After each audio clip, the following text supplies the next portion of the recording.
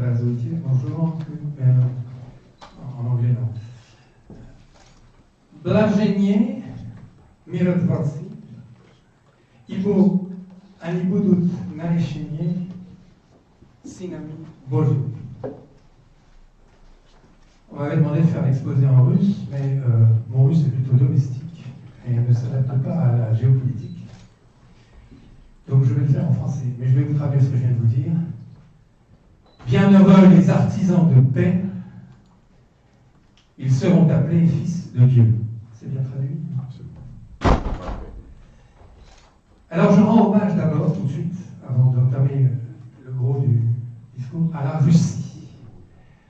Parce que la Russie a été provoquée incessamment par les gens dont on nous a parlé, les libéraux américains, judéo-protestants, les gens qui dirigent vraiment le monde, la dictature bancaire mondiale, et elle a résisté à toutes les provocations. Ça me paraît essentiel, grâce à des hommes d'exception. Je pense évidemment à Sergei Lavrov et évidemment au président Vladimir Poutine, qui aurait pu céder à ces provocations. Ne nous faisons aucune illusion. Si la Russie se laissait aller à entrer en conflit avec ces gens-là, elle pourrait gagner toutes ses batailles, parce que technologiquement, elle en a les moyens. Mais au final, elle en mourrait. Parce que le problème de la Russie, c'est un problème démographique. Elle n'a ni la population suffisante pour contrôler son territoire, ni pour l'exploiter. Et donc la saignée démographique serait telle qu'elle ne s'en relèverait jamais. Il faut bien en avoir conscience. Alors dans cette situation, il faut bien comprendre aussi que l'Europe, alors je refuse toujours de parler d'Occident. Pour moi, l'Occident, ça ne veut rien dire. Il y a peut-être effectivement une Europe de l'Ouest, continentale, j'exclus, je suis anglophobe, hein, sachez-le, j'exclus d'entrée l'anglois, hein, comme on disait l'anglois, hop, j'exclus l'anglois parce que c'est le porte-avions de la dictature bancaire, c'est même l'origine de la dictature bancaire, la création de la bourse de Londres par Frobisher sous le règne d'Élisabeth Ier. Donc j'exclus ces gens-là, et je dis que l'Europe, la vraie Europe, c'est-à-dire l'Europe de l'Ouest, ne pourra pas survivre sans l'aide de la Russie. Mais ne nous y trompons pas, la Russie ne survivra pas si elle laisse se perpétuer la division qui est organisée par des gens dont c'est le credo, diviser pour régner, et qui nous empêche de rassembler nos forces. Nos forces qui sont à la fois territoriales, humaines, hein, et spirituelles, c'est-à-dire civilisationnelles.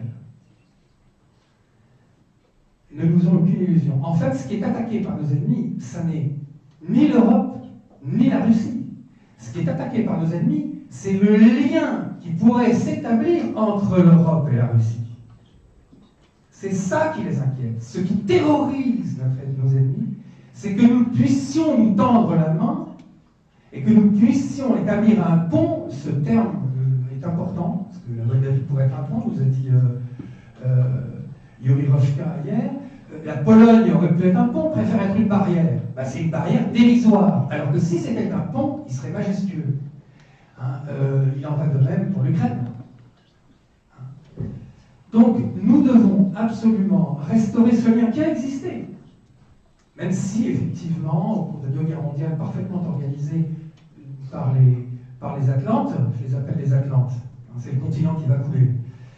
Donc, parfaitement organisé par les Atlantes, nous avons pu constater que, eh bien, c'est d'abord ce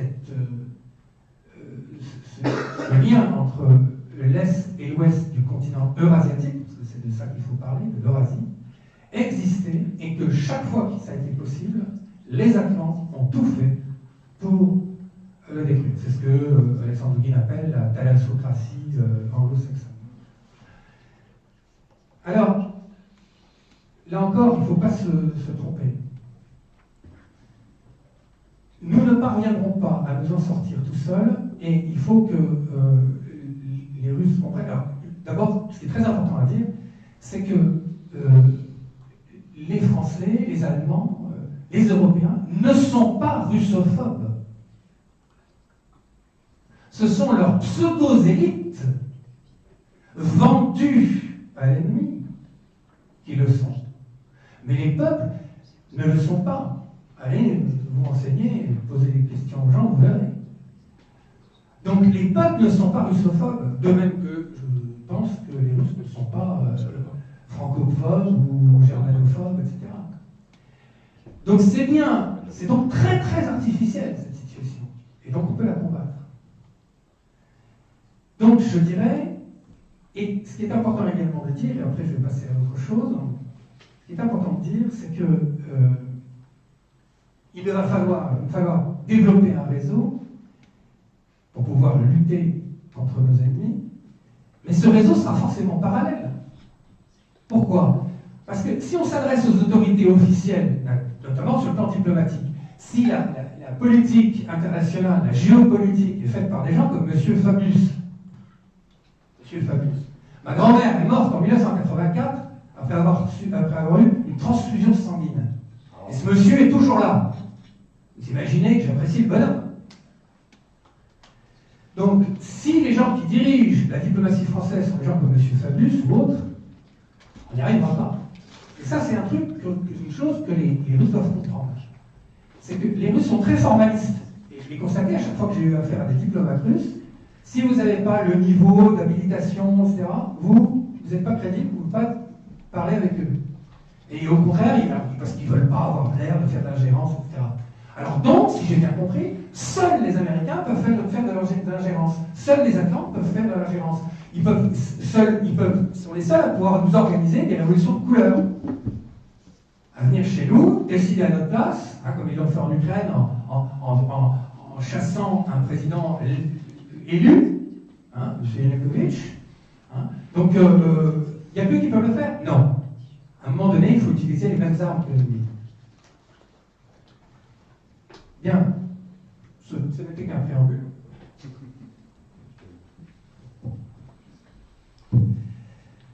Depuis la Réforme et la Révolution française qui a été la première révolution de couleur, ourdie par les banquiers anglo-saxons et relayée par la bourgeoisie française. Je rappelle que Voltaire était à Londres et que l'encyclopédie, tout comme la traduction de la Bible par Luther, ça, c'est du soft power, avant l'heure. Donc depuis la Révolution française et la Réforme, la situation de la chrétienté et de l'Eurasie n'a cessé de se dégrader. C'est un fait. Nous avons assisté à un recul continu de nos valeurs, de nos identités, de nos souverainetés et, au nom du libéralisme, de nos libertés. Pourquoi? 3 raisons. Parce que nous n'avons jamais su, 1. Identifier notre ennemi, ni comprendre sa stratégie, 2. Et nous n'avons donc, 3, jamais pu reprendre l'initiative. Je suis soldat au départ, je suis officier, donc je raisonne comme un militaire. Et vous allez le voir. Alors, on parle ici de géopolitique. On va d'abord parler politique. Pour les Grecs, les gens qui ont inventé la démocratie, la vraie démocratie, démos le peuple, kratos le pouvoir du peuple. Je n'ai pas observé que dans nos pseudo-démocraties, le peuple avait le pouvoir. Est-ce que vous avez la sensation d'avoir le pouvoir chez vous? Donc pour les Grecs, la politique était l'organisation de la vie de la cité polis en grec, en vue du bien commun. Pas oublier la deuxième partie de la phrase. Essentielle. Parce que ça impose de définir le bien. Bien commun, donc le bien. Et le domaine de définition, si on parle du bien, ne peut évidemment pas être matérialiste. Or, le référentiel spirituel et civilisationnel qui nous a guidés pour établir nos choix de société a toujours été celui de l'éthique chrétienne.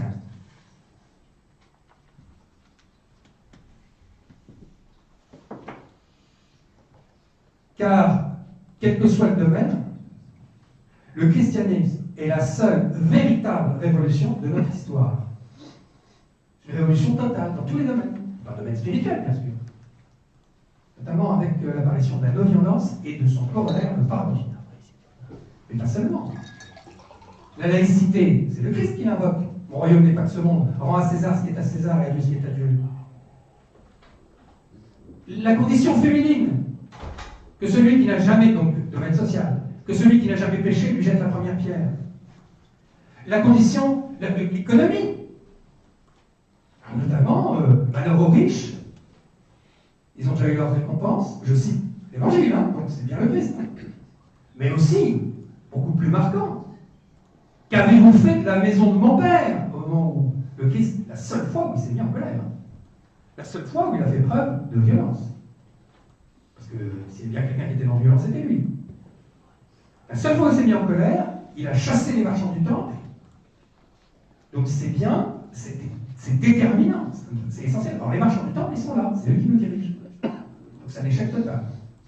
En tout cas, c'est absolument pas en rapport. Et si on avait suivi les préceptes du Christ, on n'en serait pas là. Alors, on parle de géopolitique, donc il va falloir un peu étendre de domaine. Donc pour Carl Schmitt, je rappelle que la politique consiste avant tout à désigner l'ennemi, intérieur ou extérieur, hein, parce que l'ennemi chez nous, il est en fait plutôt à l'intérieur. Alors notre ennemi, ben, on va dire que c'est le matérialisme, puisqu'on vient de le dire, c'est le veau d'or, hein, c'est le mammon, le dieu de la richesse.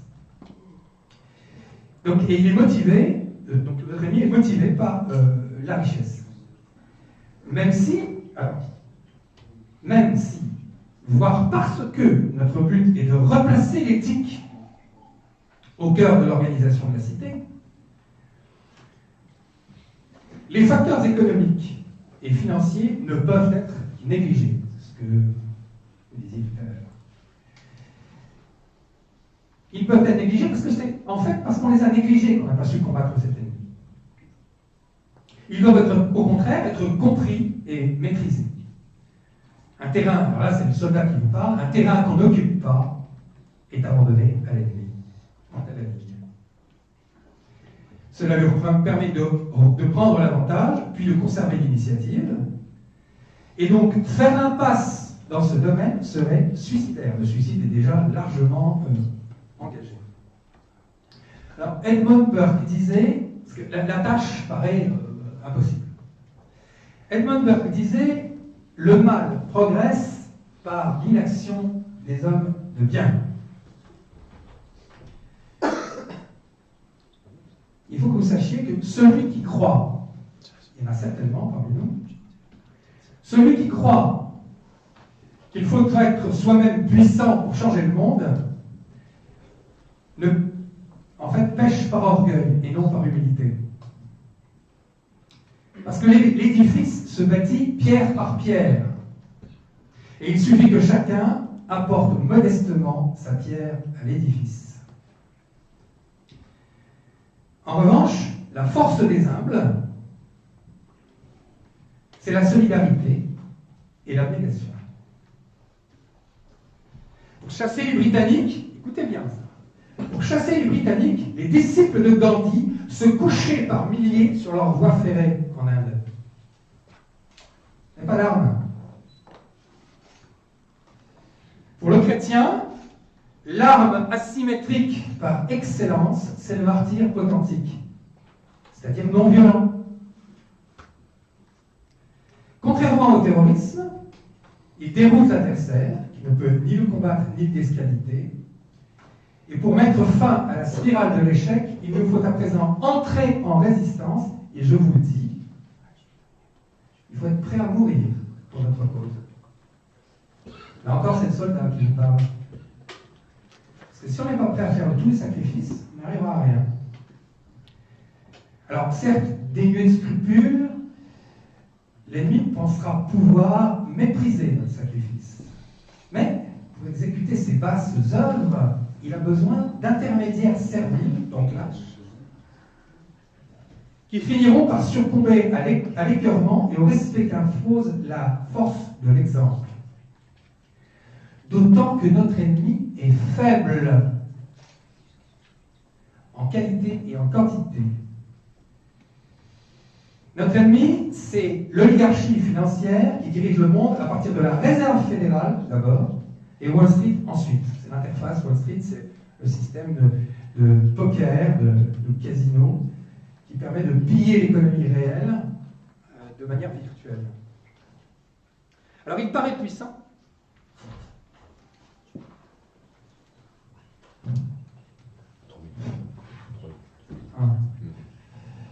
Ben, on va essayer. Il paraît puissant, mais c'est un tigre de papier, un colosse aux pieds d'argile. Toute sa puissance est factice. Sa légitimité d'escroc, sa religion du profit et ses prétendues valeurs de charlatan. Ses moyens virtuels, ses légions levées à crédit et payées en monnaie de singe, sa propagande enfin fondée sur le mensonge. Il est hautement vulnérable. Il suffit d'en prendre conscience et de prêcher la croisade pour pouvoir le vaincre, sachant que la seule